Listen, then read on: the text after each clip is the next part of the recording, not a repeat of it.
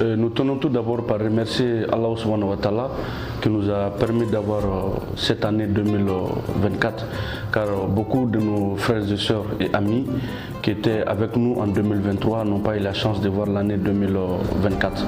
Donc c'est l'occasion pour moi de rendre grâce à Allah le Tout-Puissant, mais aussi de rendre un hommage vibrant à tous ceux qui, de près ou de loin, se sont sacrifiés, militaires comme civils, pour redorer le blason de l'État malien, pour redorer le blason de la dignité du Mali, pour redorer le blason de l'honneur du Mali.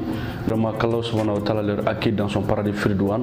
Et aussi et surtout les blessés, nous leur souhaitons prompt rétablissement. L'année 2023 a été une année de défis pour le Mali, des défis en termes de sécurité, des défis en termes économiques, des défis en termes politiques, voire même social.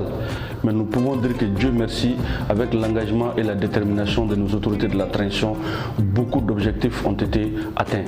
Dieu merci, il faut reconnaître que les autorités, les légitimités traditionnelles au Mali ont été quand même institutionnalisées.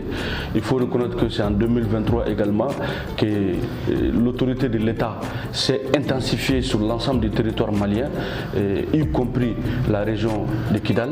Et que 2024 également a ses défis, parce qu'il y a la continuité, il y a la pérennisation, mais il y a surtout ce qu'on appelle l'entretien, la gestion, comme on appelle, des acquis.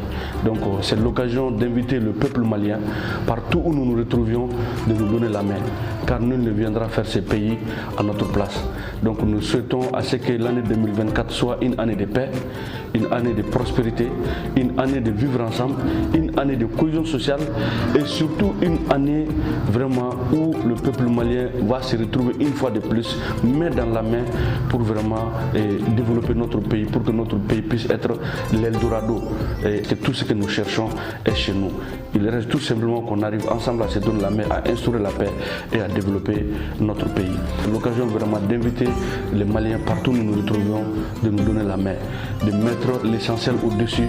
Je ne saurais terminer sans autant remercier les hommes des médias, que ce soit la presse écrite, la presse orale, ils sont partout pour passer l'information.